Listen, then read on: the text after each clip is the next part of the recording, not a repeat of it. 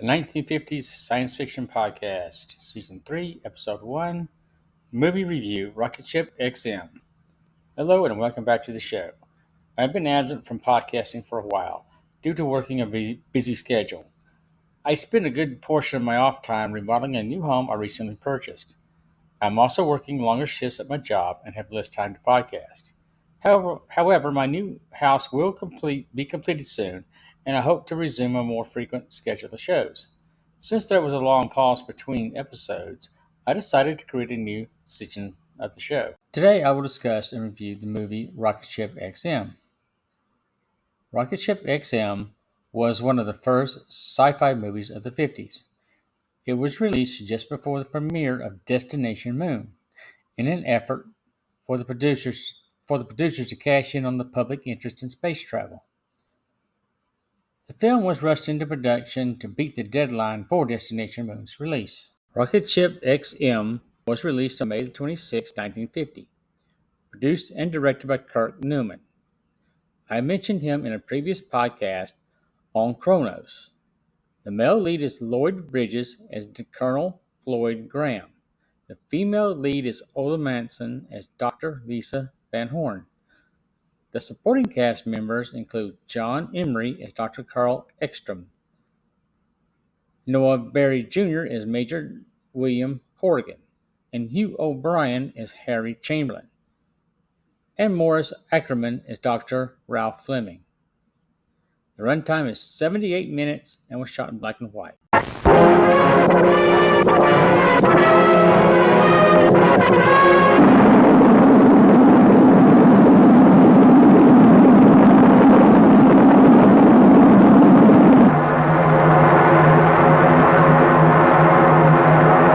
The distance between the Earth and the Moon at its closest proximity is 238,000 miles. We expect to cover this distance in approximately 48 hours. X minus 5 seconds. 4, 3, 2, 1, 0.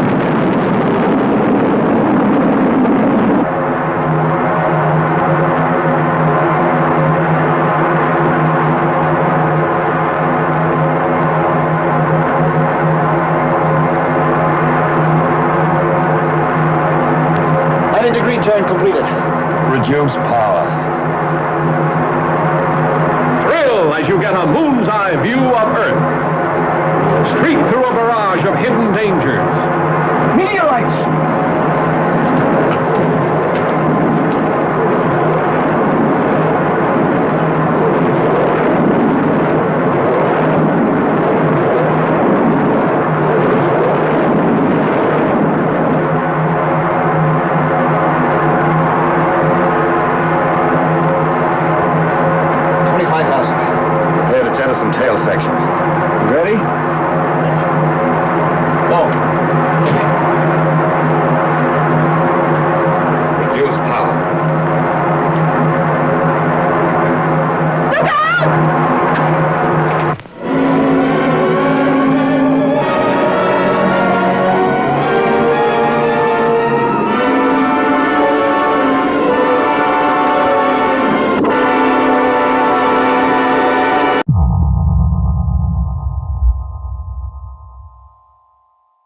The movie starts at the White Sands Missile Base in New Mexico.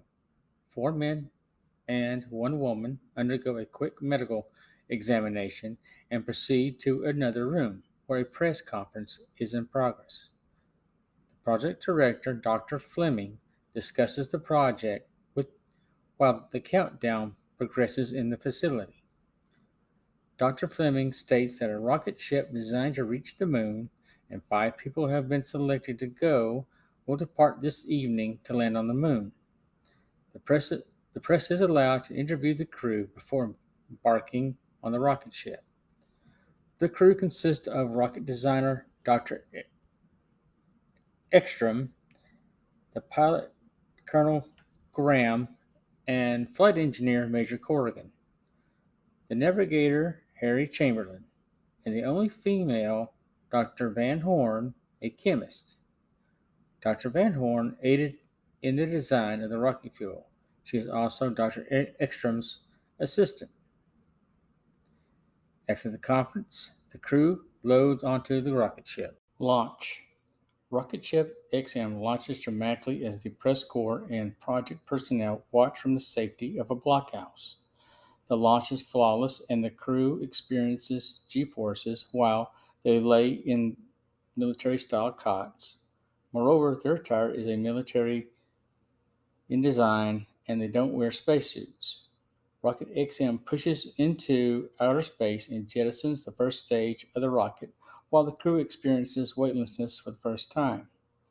Then the rocket engines shut down and the ship is motionless in space just short of the moon. Dr. Erickson and Dr. Van Horn recalculate the rocket fuel mixture to start the rocket back into motion. The two scientists work hours to perform the correct calculations and do so without the help of electronic computers. Also, the ship has no radio contact with mission control due to the transmitter being out. Not the moon, Mars. The two scientists complete their calculations and reconfigure the amount of fuel needed for the trip. Dr. Erickson orders the navigator to set a new course for the moon. After a new course is determined, the pilot is instructed to accelerate the rocket ship. In doing so, the ship exceeds the required velocity and the gravitational force causes the crew to pass out. When they awake, they find they are en route to Mars instead of the moon. Dr. Erickson decides that the rocket ship must continue to Mars instead of trying to return to the moon. He cites that this is an opportunity lost if we didn't press onward. The crew agrees and preparations for a landing goes forth. Hello, Edward German here. I wanted to take a few moments to talk to you about Anchor FM. I am a first-time podcaster and needed resources to get started. I found this through Anchor FM. Anchor provides a platform to use and will distribute your podcast for free. Not only will it appear on Anchor, but also on other platforms as well, such as Spotify, Apple Podcasts, and many others. It is easy to get started. All you need to do is to download the Anchor app to your computer, smartphone, or tablet. Then get started creating your podcast on Anchor. You can record your podcast right from your computer or smartphone using the app. No other equipment is required. Just use what you already have. Also, you have creator tools that will allow you to edit, add music, and effects to your podcast, all for free.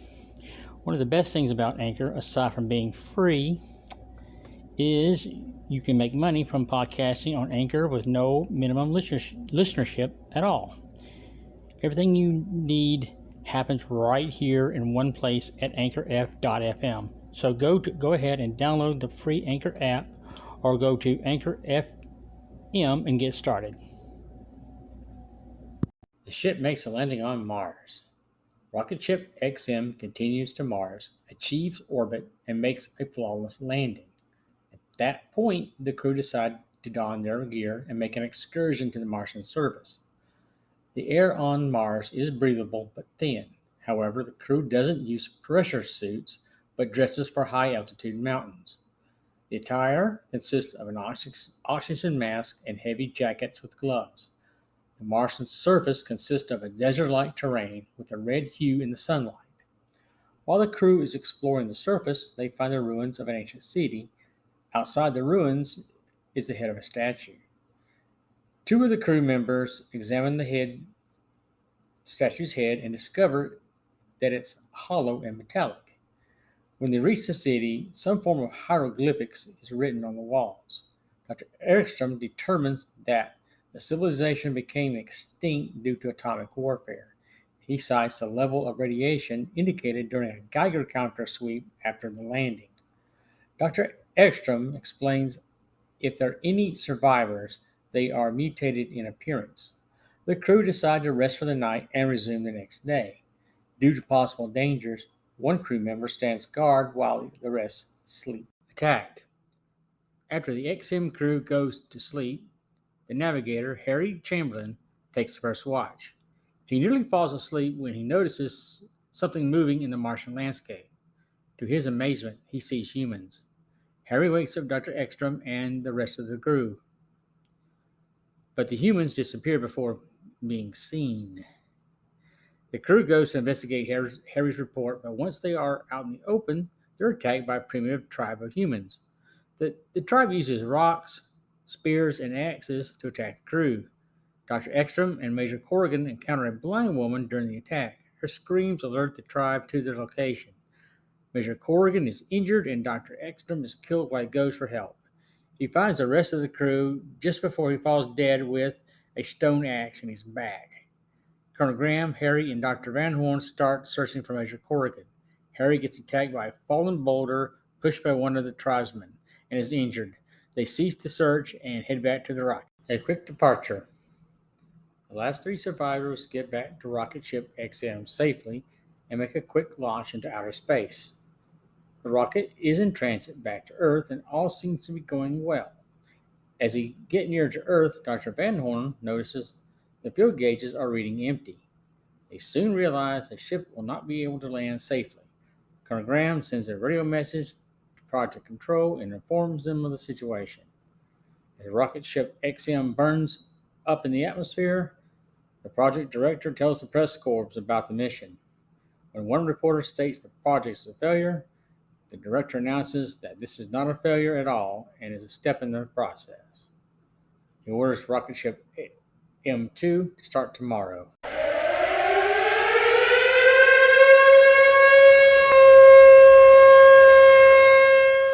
Some final thoughts.